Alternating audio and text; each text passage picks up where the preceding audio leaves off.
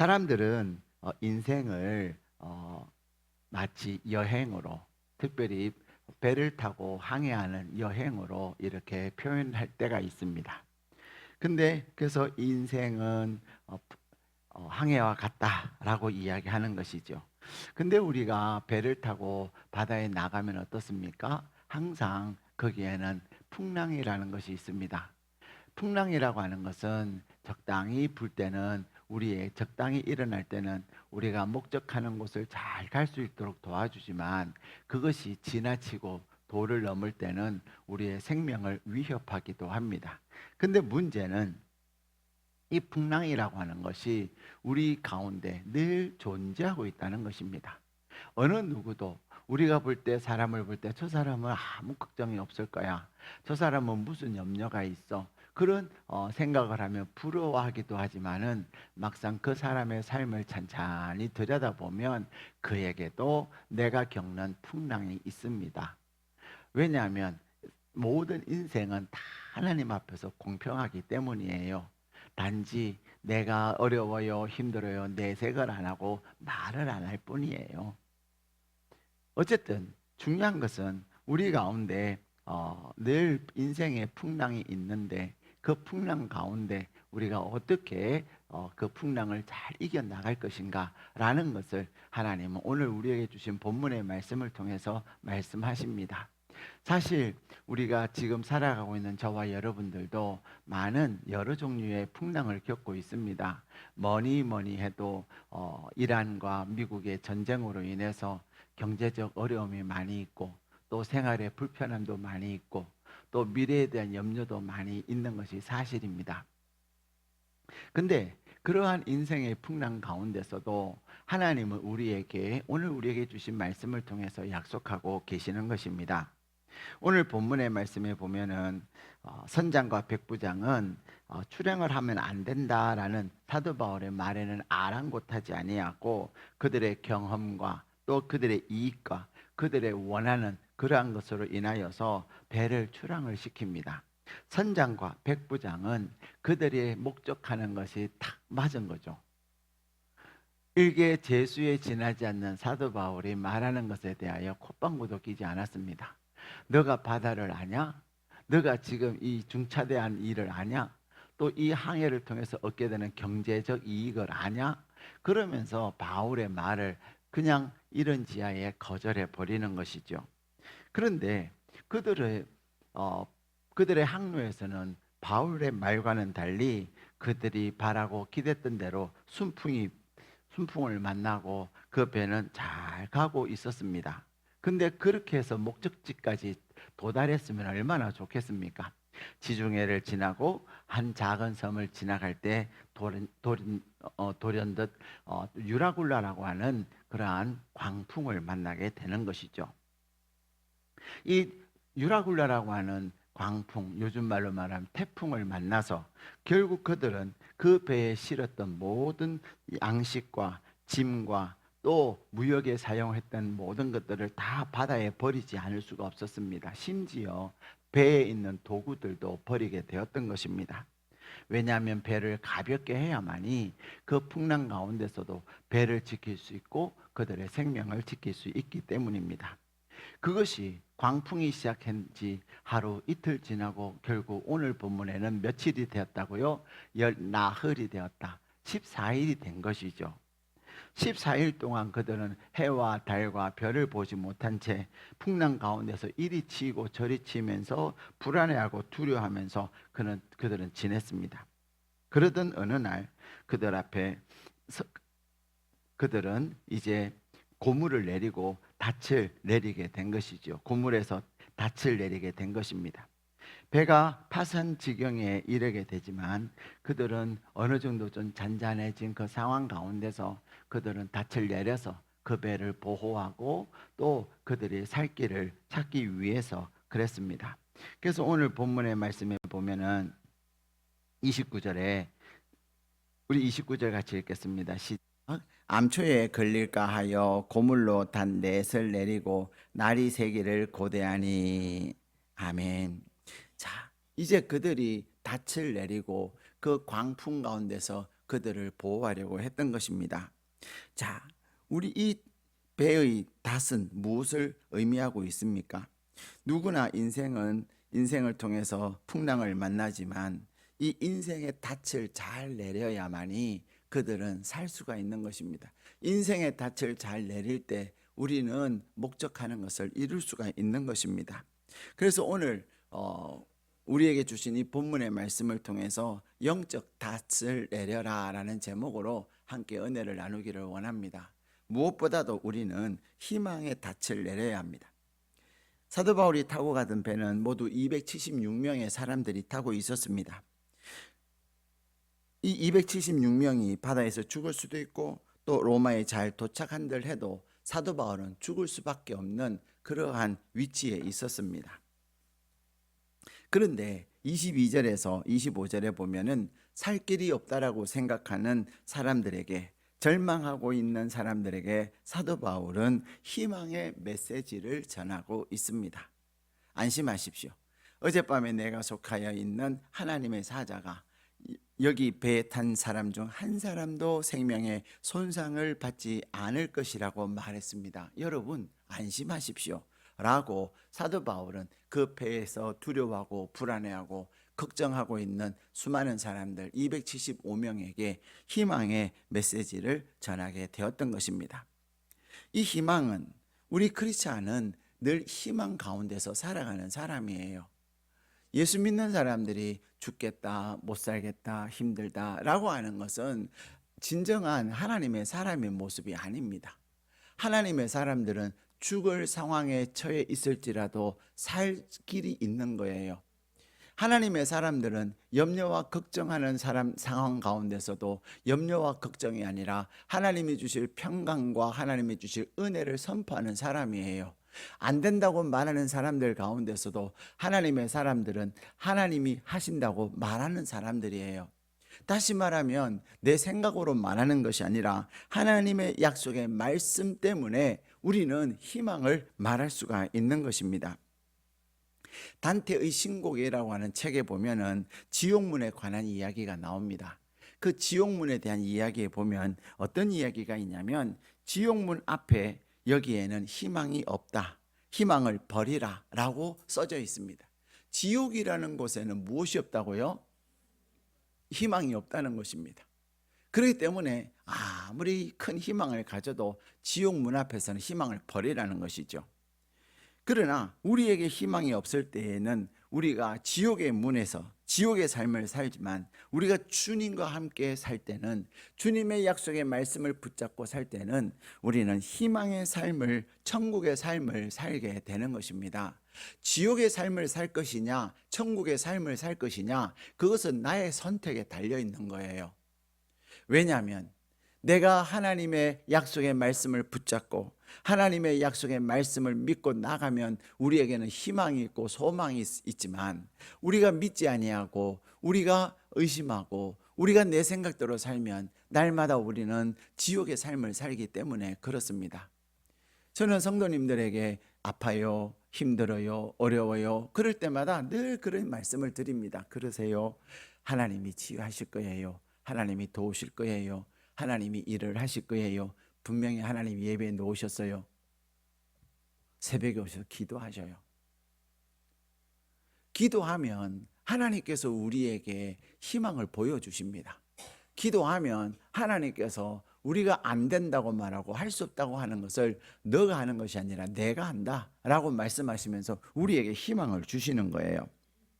인생에는 겨울이 찾아옵니다. 그런데 겨울이 있다고 하는 것은, 겨울이 지나면 반드시 뭐가 찾아옵니까? 봄이 찾아온다는 거예요. 혹독한 겨울을 지나면서도 어떤 사람은 이 겨울에 내가 죽겠다라고 하는 사람이 있는가 하면, 어떤 사람은 이 겨울 동안 지나갈 것이다, 그러면 봄이 온다, 이 겨울에 우리가 봄을 생각하면서 잘 이기자라고 말하는 희망의 사람들이 있는 것이죠. 겨울이라고 하는 절망의 순간, 고통의 순간, 또 혹독한 추위의 순간에도 우리는 봄이 온다는 사실을 잊어버리며 살아가고 있습니다. 그러나 겨울이 있다고 하는 것은 반드시 봄이 온다고 하는 희망을 가지고 우리는 살아가야 합니다. 희망을 봄이 오기 때문에 우리는 그 봄을 기다리며 우리는 이 겨울을 말씀 안에서 주님 안에서 묵묵히 견뎌내야 하는 것입니다. 그것은 때가 반드시 이 또한 지나가게 되는 것이죠. 그러므로 우리는 인생의 풍랑 가운데서도 희망의 닻을 내려야 하는 것입니다. 두 번째, 우리가 내려야 되는 닻은 의무의 닻이에요. 자, 33절 같이 읽겠습니다. 33절 시작. 날이 새어 가매 바울이 여러 사람에게 음식 먹기를 권하여 이르되 너희가 기다리고 기다리며 먹지 못하고 줄인 지가 오늘까지 열 나흘인즉. 아멘. 자, 사도 바울은 이제 닻을 내리고서는 뭐라고 이야기합니까? 이 사람들에게 이제는 음식을 먹자라고, 음식을 먹어라, 예, 말하고 있는 것입니다. 우리가 풍랑 가운데서도 우리가 반드시 해야 되는 것이 있습니다. 그것이 뭐예요? 내가 마땅히 해야 될 일, 그러나 제일 중요한 것은 나의 몸을 간수하는 일이에요. 근데 우리는 내가 마땅히 해야 될 일들을 하지 못할 때가 참 많이 있습니다. 저도 병원에 있으면서 특별히 수술하고 나서 정말로 못 먹겠어요. 예. 특히 당뇨식을 주는데 항생제와 진통제 때문에 또 통증 때문에 먹을 수가 없어요. 근데 아내는 계속 먹어야 된다고 얘기하는 거예요. 먹어야 약을 견딜 수 있고, 먹어야 또 살이 회복되어 줄 수 있고, 그래서 먹어야 된다고, 억지로라도 먹어야 된다고. 우리는 우리가 해야 될 의무가 있습니다. 우리는 이 의무를 힘들다고, 어렵다고 내팽개칠 때가 얼마나 많은지 모릅니다. 아무리 어렵고 힘들어도 내가 해야 될 이 의무는 내가 마땅히 해야 되는 거예요. 어렵고 힘들다고 내가 해야 될 의무를 그냥 마다해 버리면 결국은 의무를 감당하지 못함으로 말미암아 우리에게 얼마나 큰 어려움이 찾아오는지 모릅니다. 뿐만 아니라 35절 같이 읽겠습니다. 시작. 떡을 가져다가 모든 사람 앞에서 하나님께 축사하고 떼어 먹기를 시작하매. 아멘. 자, 음식을 먹는데 사도 바울은 어떻게 해요? 모든 사람 앞에서 하나님께 축사했다. 이 축사했다는 말은 무슨 말이에요? 하나님 앞에 감사 기도했다라는 말이에요. 풍랑으로 정신이 없어요. 그리고 몸은 지칠 대로, 여러분 배 타셔서 그 막 파도에 한번 당해 보신 분 계세요? 토하고 몸이 만신창이가 됩니다. 그러나 그런 상황에서도 우리가 마땅히 해야 될 것, 내 몸을 간수하기 위해서 먹어야 하고, 먹음에 있어서 하나님 앞에 감사하는 거예요.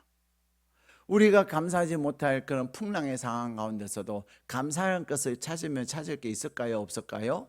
있어요. 감사는 우리가 마땅히 해야 될 의무인 것입니다. 우리가 음식을 먹는 것도 우리의 의무이지만 감사하는 것 또한 우리의 의무인 것이죠. 우리가 감사할 때 견딜 수 있고, 우리가 감사할 때 하나님께서 일하심을 보게 되는 거예요. 사랑하는 여러분, 우리가 아무리 어렵고 힘들 때일수록 나에게 주어진 일들을 성실하게 잘 감당해야 합니다. 사람들은 조금 힘들고 조금 어려우면 자기에게 주어진 일들을 그냥 그만둬 버려요. 그냥 내팽개쳐 버려요. 그러나 하나님이 나에게 주신 사명, 하나님이 나에게 맡기신 일, 그것은 내가 내팽개칠 일이 아니에요. 나에게 맡겨주신 그 사명은 하나님께서 그 사명에 분명히 상급을 예비하고 계시는 겁니다. 근데 그 상급을 위해서는 어렵고 힘들 때가 있는 겁니다. 모든 것들이 절대로 쉽지 않습니다. 이번에도 마라톤 대회에서 인류 역사상 처음으로 2시간의 벽을 깨고 1시간 59분 30초인가 하여튼 그렇게 이 2시간 벽을 깼습니다. 그것도 두 사람이나.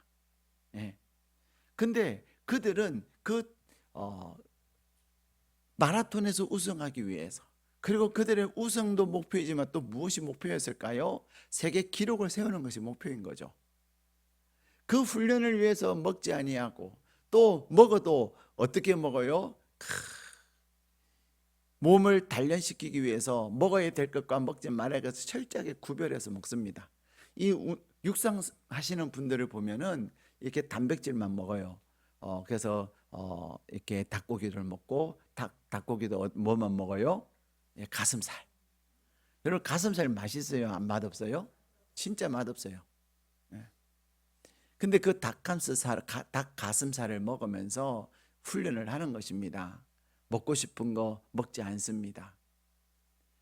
그런데 그들은 그렇게 자기에게 주어진 일에 최선을 다하면서 성실하게 감당할 때 목표를 이루고 꿈을 이루는 거예요. 사랑하는 여러분, 하나님은 우리에게 희망의 닻을 내릴 뿐만 아니라 또한 의무의 닻을 내리라고 말씀하시고 더 나아가서 우리에게 사명의 닻을 내릴 것을 말씀하고 있습니다. 사도 바울은 이 풍랑이 이는 그 가운데서도 그가 가지고 있는 사명이 무엇입니까? 내가 로마에 가서 복음을 전해야 될 것이다. 사명자는 절대로 죽지 않습니다. 사라질 뿐입니다. 사도 바울에게는 로마에 가서 복음을 전해야 되는 그 사명을 늘 마음에 가지고 있었기에 하나님은 그 풍랑에서도 사도 바울을 살리시고 그 풍랑 가운데서도 사도 바울과 함께 있는 사람들을 살리셨던 것입니다. 여러분들은 사명이 있으십니까? 여러분은 오늘 또 무엇을 위해서 살아가고 있습니까? 5월을 시작하면서 여러분의 마음에 꿈틀꿈틀하고 있는 사명은 무엇입니까? 하나님께서 나에게 주신 사명이 제일 중요한 거예요. 먹고 살기 위해서 일하는 것, 돈을 벌기 위해서 일하는 것, 그것은 우리의 사명이 아닙니다. 물론 어떤 분은 하나님 나에게 돈을 벌게 하셔서 내가 나에게 벌게 하신 그것으로 인하여 하나님 앞에 11조를 드리고 그리고 또한 내가 풍성하게 감사하고 내가 또 어려운 사람들을 돕고 내가 하나님이 주신 물질로 사람들을 살리는 일을 하고 싶습니다.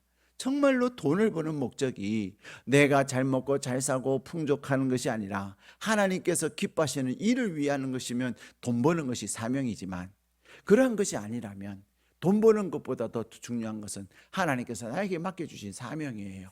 돈 버는 것은 부업이에요. 내가 사명을 감당할 때 맡겨주신 그 일에 내가 최선을 다할 때 하나님은 돈 버는 일은 하나님께서 책임져 주시는 것입니다. 근데 우리는 주업과 부업을 바꿔버리는 거예요. 부업에 모든 것을 다 쏟아버리고 심지어는 부업 때문에 주업이 뭐죠? 하나님이 주신 사명이에요. 사명 감당하는 것조차도 외면해 버립니다.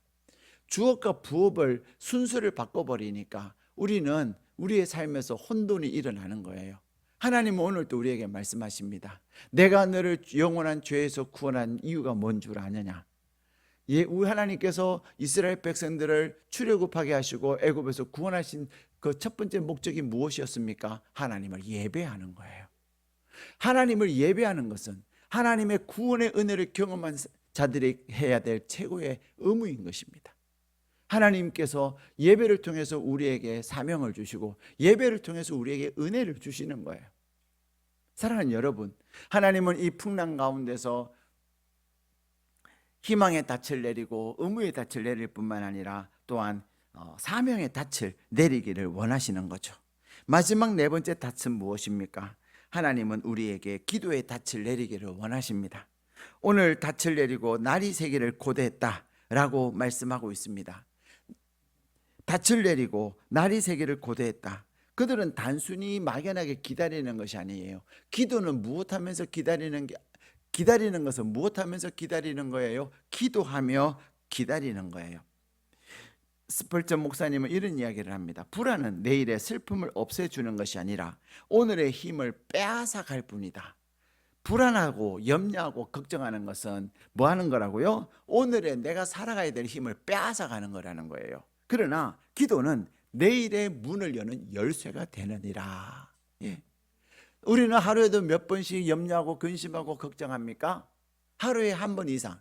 그래서 365일 동안 우리는 두려워하면 삽니다. 염려하면 삽니다. 그래서 성경에는 두려워하지 말라라는 말이 몇 번 나온다고요? 366번 나온다고 말씀을 드렸어요. 우리는 366번 두려워하고 염려하고 걱정하고 불안해하지만 우리는 불안해하는 만큼 하나님 앞에 기도하지는 않습니다. 날마다 앉으며 걱정하고 염려 타령을 하지만 그 염려하고 걱정하는 그 시간에 하나님 앞에 나와서 기도할 때 성령 하나님께서 우리 가운데 놀란 은혜를 더하여 주시는 것입니다.